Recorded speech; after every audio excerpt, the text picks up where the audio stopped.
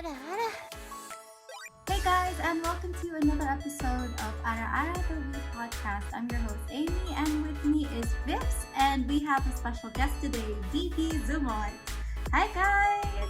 Hello. I'm really excited, guys.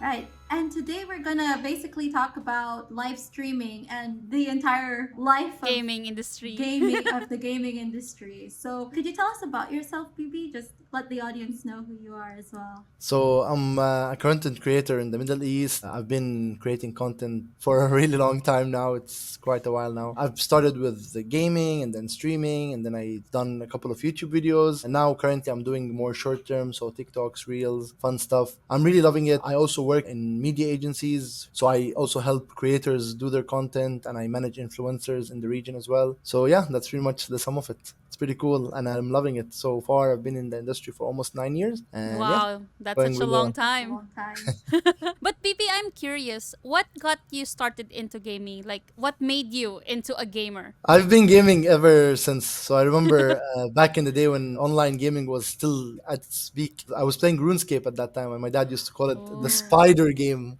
And he would always Spider he would game. always get pissed that I'm wasting my time on the spider game. And yeah, I still actually play RuneScape until this day, and I've been upgrading games. Currently, I have over 3,000 games on Steam. Wow. Yeah, Really? I I play a lot of games. I also like to support indie developers, so I like to try Uh-huh. those quick games. Back in the day when I used to stream for long hours in a day, I used to try different games daily. So I used to have a month where I would play a new game every day or finish a new game every day. So yeah, good stuff. Wow, I can't imagine you finishing 3,000 games only on Steam. A How lot. about on other platforms? So just imagine. Are you a completionist though? No, I'm not. So if I don't finish the game, I can live in peace for the rest of my life. But I like to just try new games. Again, some games are easy to finish. Some games are just for fun. Like I'm the guy who would try Cockroach Simulator, those kind of games just to test it out. Again, they're on Steam, so why not? Yeah. Yeah. I've You know, wasted a Bibi, lot like, of money. I've wasted a lot of money. Again. for me, as a completionist, I mean, I wouldn't call myself a completionist anymore, but I used to be. It will have probably given me nightmares if I have that much game on my library and I'm not finishing them. So, but I feel you. I feel Bibi, you. now I have another question. What is your all-time favorite game? Ah, I hate this question. I don't think I specifically have an all time because at every point in time I'm liking some game. So I'll tell you my three favorites, but again, they're not Okay. not necessarily my all time, right? So I like Life is Strange. It's a very good storyline. The whole Mm-hmm. mechanics of you going back in time and all that, especially with all the other seasons as well. So as the game progresses, the game becomes very interesting and the storyline is very cool. I like Final Fantasy VII, one of my favorites. Yeah. Yeah, you Uh, had to mention that. and let's say one of the regular games. I You're mean, speaking to a fangirl, so and let's say one of the regular ones would be Valorant. So yeah. And I what made tried you get in? playing Valorant, but I really cannot. Oh, but what made you get into gaming though in the first place, Bibi? That's a very good question. I don't know. I think I like to have fun, and gaming is fun. So I remember before the online world became a thing, we would have the dial-up connection. My mom Good would old allow us days. to download one game per week, right? And Yeah. we would go on Miniclip and we'd have a game downloaded. And sometimes when she's out, we'd try to sneak in, put the password, download one or two other games. And we'd have to sit and strategically think, is this game worth it for a week? Am I willing to play this for the whole week? That kind of thing. It was those 10-minute games, but Yeah. we Yeah. had to keep playing them the whole week just because it was fun. And then they made CDs. We'd copy CDs all around and we'd share them across. So one guy in town would buy one CD from the shop and then would copy it Pass across it around.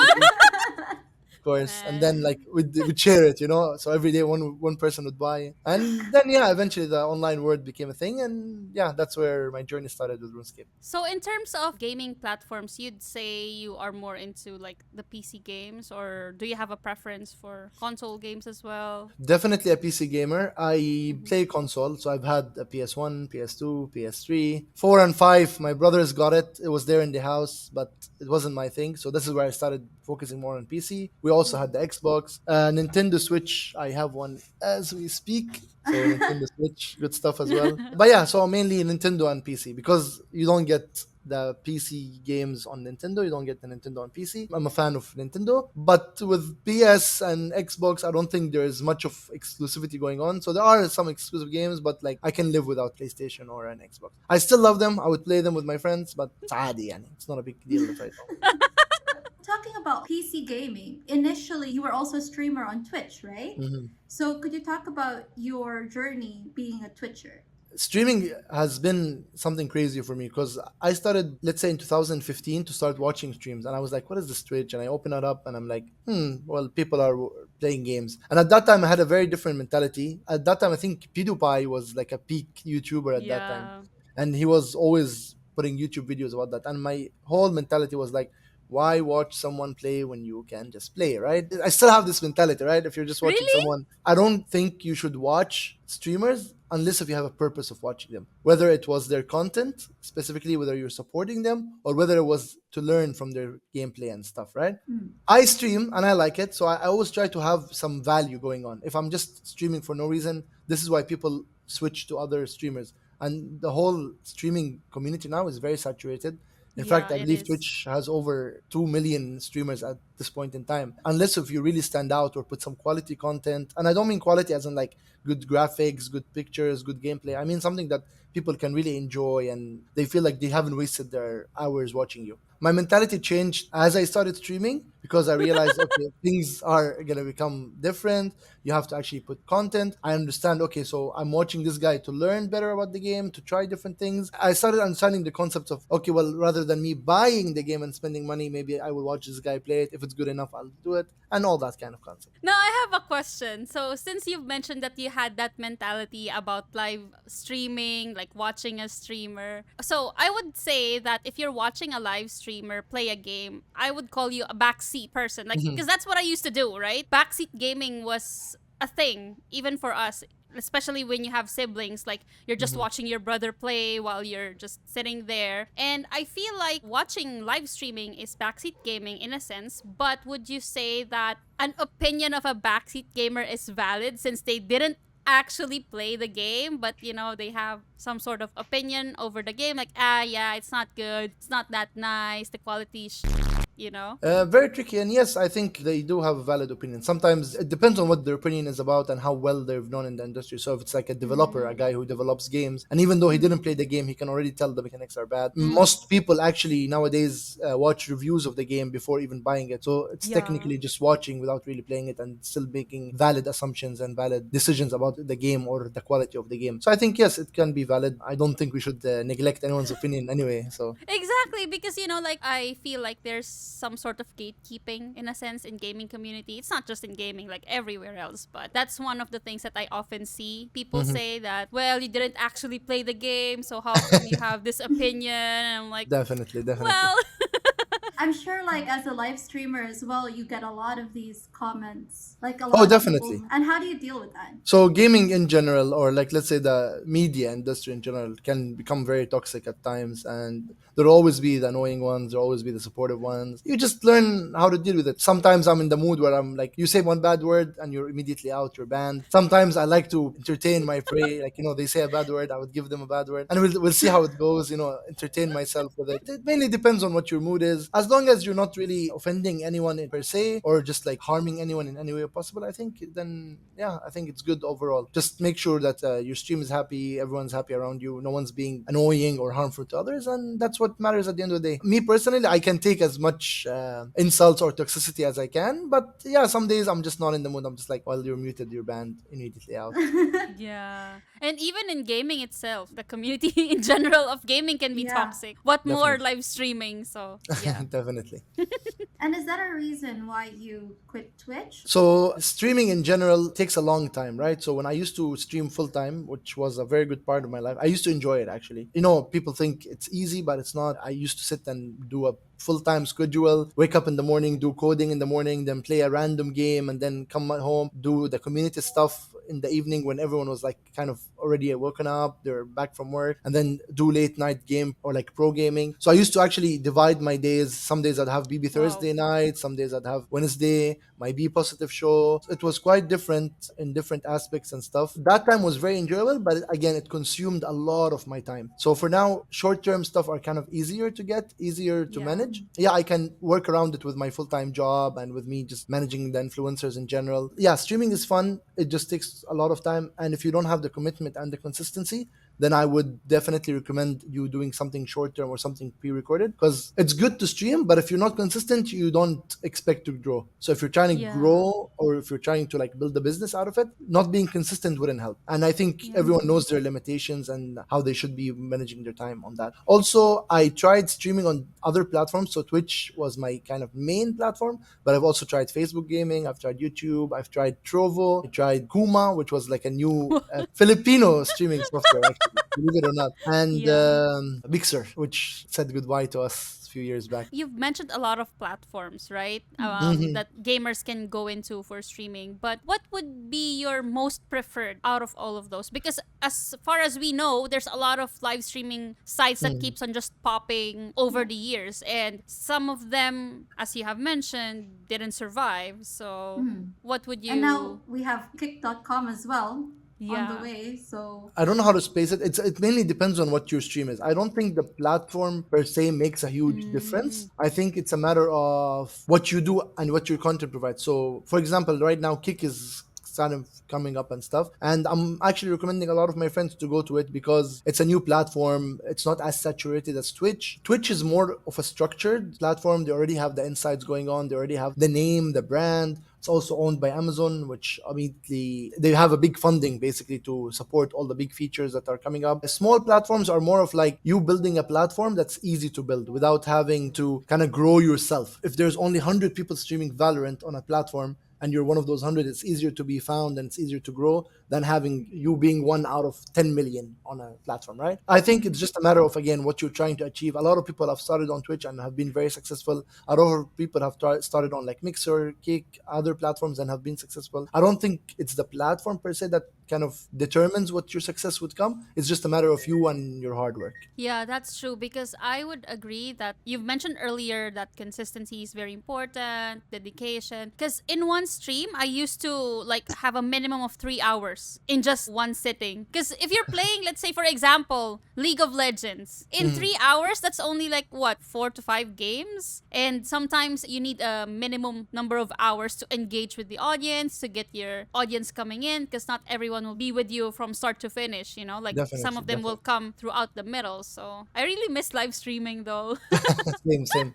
I do Yeah, miss it's it. I been, do miss it. It was one of yeah. the good times in my life. And I highly recommend everyone should try it at some point in time. Jumping back to my main point is why I started streaming is genuinely I always liked being live and being impulsive on the spot rather than recording. So so YouTube back in the day was very popular. A lot of were heavily doing long-term content and big videos and vlogs and all that. Eventually we reached a point where most of it was just acting and faking. And I didn't like how content became like that. The Mm-hmm. beginning of YouTube was genuine and real, but as we got things, it started becoming all fake and weird, and people are just doing things with the views and trends. It's no longer about the value of content you create, it's just about you getting famous or making money. And streaming was always kind of genuine, and you have to kind of be live and impulsive to do it. So it wasn't there for everyone, and not everyone would be able to easily succeed. So that's why I always kind of highly recommend people to start streaming, even if it's not necessarily gaming, even if like if you're just doing a TikTok live or something, but try to always think of where you're providing value to others and yeah, expand on that and you'll grow from there. When you were streaming before, BB, what are some of your top games that you love streaming online? So Jackbox was a very fun game. We always played it with community. At that time, Among Us was very popular, so we enjoyed Among Us. We played it Yeah, for especially hours. during what do you call this, pandemic COVID. time. pandemic. Oh my god, Among Us was like crazy. And it was accessible. Like even people who Yeah. don't PC game, if they're on the phone and stuff, we were able to do it. My Discord server would have like different rooms filled up, and people are playing on different rooms. Again, most of the like indie games that I would play, like August of 2020, I had a game every single day. I was literally it was August game a day kind of thing, and I would literally What? play. a new game every single day. I was playing for 15 hours at least, so like I would easily finish a game or two in a day, which was pretty interesting, you know. I mean, Don't you have adulting duties, BB? Yeah, How that come you just can sounded play tiring. 15 hours?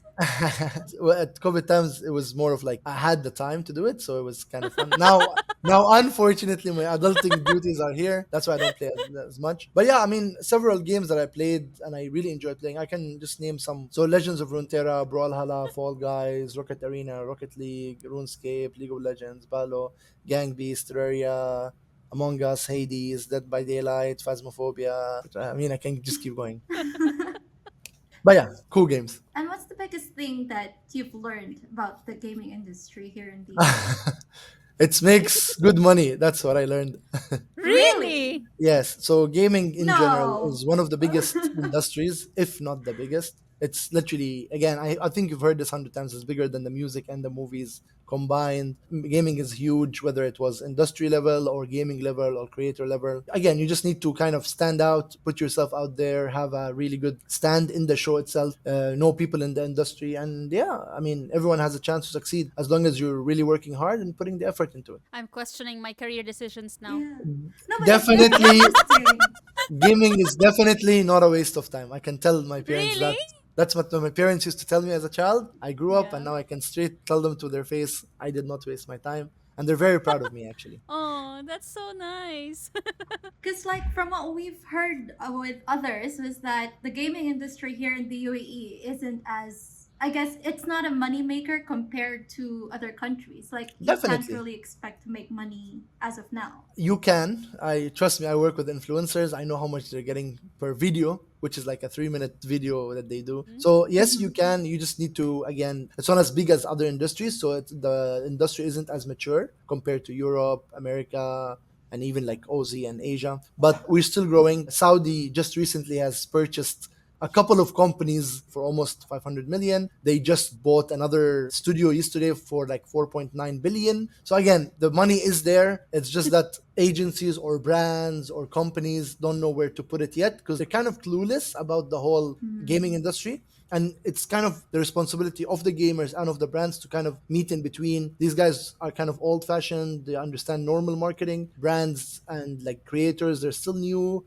They don't understand what's going on, so they have to kind of get in touch. And this is where, like, the synergy will start coming in. Currently there's a couple of companies that are doing this very well. One of them is the one I work with, which is Division. So we're basically a marketplace for influencers and for creators, and we give the chance for them to like connect with brands and then through streaming. So like we've had a couple of successful campaigns across the region, and it's so good because you get to see a creator who's been streaming for, let's say, a year, and they're already making good money based off like a big brand. I don't want to name any names. They were able to like do some marketing on the streams, on the gaming. So yeah, this is like a nice connection, because if you come and tell someone 10 years ago, hey, you guys can market through gaming, they'll be like, you crazy, are you insane, no one's gonna watch it.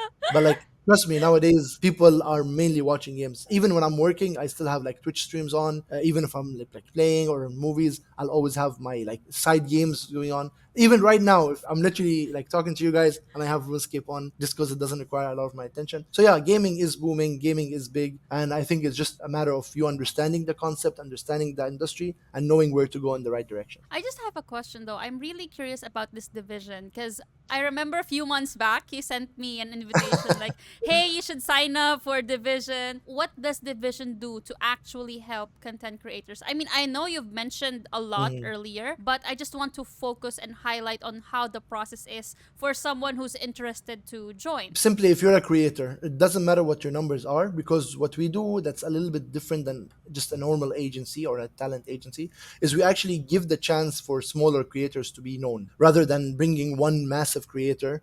We will have a smaller massive creator, and then we'll have a couple of micros or a couple of like small streamers, and that kind of helps with the community growth. So we're going with the numbers of the streamers rather than the numbers of the views and reach, and this helps people expand because brands like that eventually go to like standard marketing methods. But with the streaming, it's a little different, especially if you have a young streamer who's getting low numbers but those numbers are kind of loyal, and this is where you really see the huge Yeah. return of investment for a brand. We've seen very successful numbers with big brands we've done, and we're still young as a company, but we've seen massive changes in the whole industry. We're very happy and very proud to say that we've made it so far, and we're continuing to make it as we go. And yeah, this is something to be very proud of. Me personally, I have a very good connections with most of the influencers and regions and teams in this region as well, like pro teams and stuff.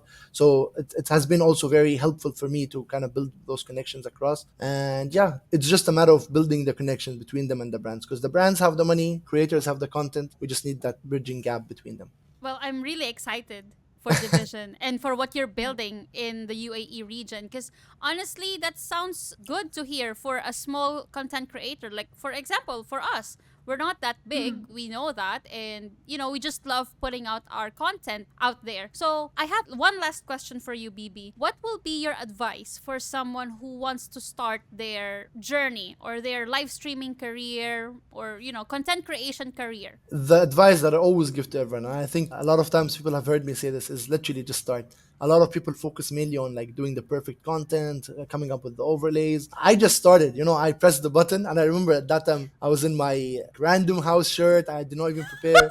My laptop camera Really? was, yeah, I didn't have a professional laptop camera like the one you have here. I was using the laptop one. Literally, I was like, my camera would look up, down. I was so weird.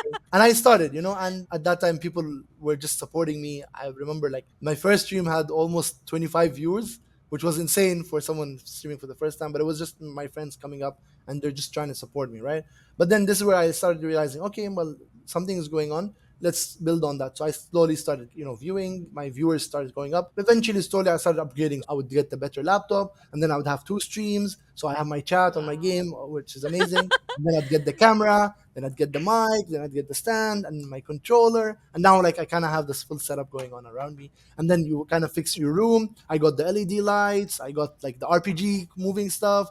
And then I can put and as you go, you start like you slowly start improving. And yeah, I think that's the matter of just start. I mean, I'm always very proud when people start kind of come up with shows and ideas like what you guys did, right? When I heard about the Ara Ara podcast, I was very happy to see that there's something new. The whole idea first that it's two girls doing a podcast talking about things that are very interesting. And most of your people who were guests who were on your first season, they were my friends, and I really enjoyed seeing more of an insight. The way I'm sure people would love to see this insight later on. So you guys started, you've made it, and you're improving. Now season 2 is back. We're on episode 3. It's really interesting, and like we're excited to see more, right? And it just keeps getting better, right?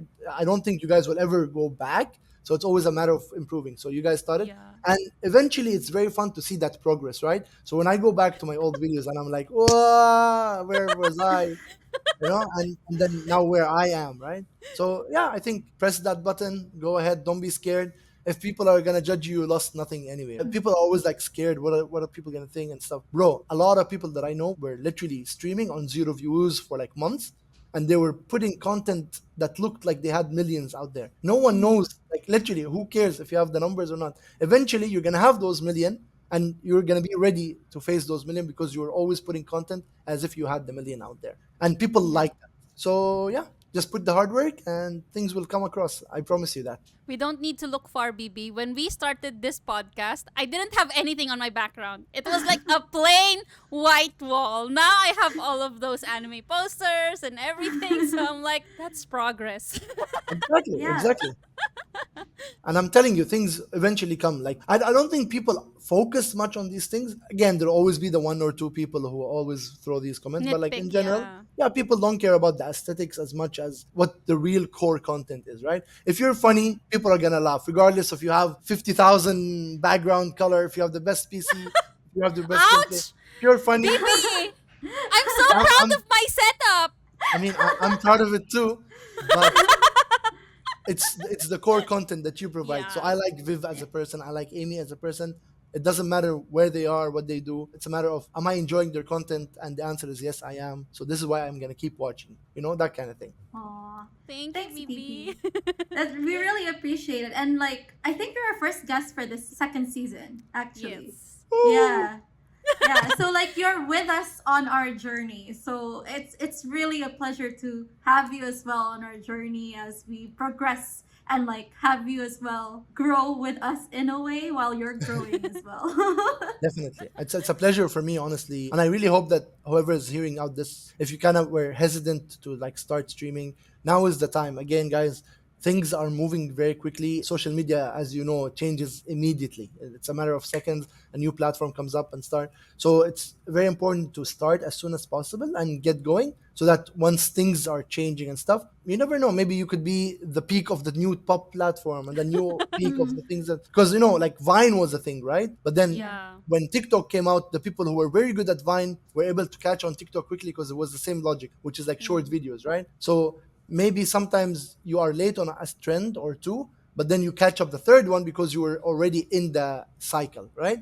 So yeah, just never rush things. Some things might be very good for you in the long run. That's amazing advice from you, Bibi, and thank you so much. And well, because we are an anime and gaming podcast, we also want to ask you, what are your anime recommendations? Sword Art Online. I was actually cosplaying Kirito. Really? Yeah. So I was cosplaying Kirito, and I had a friend who cosplayed Asuna. It was very cute. We enjoyed it all together. One of my favorite animes. The whole idea, again, it's a gaming idea, so it's pretty fun. And yeah, otherwise you have the regulars like Death Note, Demon Slayer, Attack on Titans. Watch those. Another good one is Erased. If you want to watch that, it's on Netflix. A very good one. And let me give you one more. So God Eater. It's also a good one. Oh. It's insane idea, but it's a good one. Also on Netflix. So yeah. Right? And what about you, Vivz? Technically, I haven't watched this anime yet, but it has been recommended to me by a lot of my friends for quite some time. And they say it's gaming related, but I have no idea. But the title is like No Game, No Life. So I'm not sure if Oh. you guys are familiar with that. And I'm planning to start watching that soon. How about you, Amy? What's your anime recommendation for this episode? Well, I actually recommended Sword Art Online the last time we had like a gaming podcast. So I Gaming second Bibi on episode. that.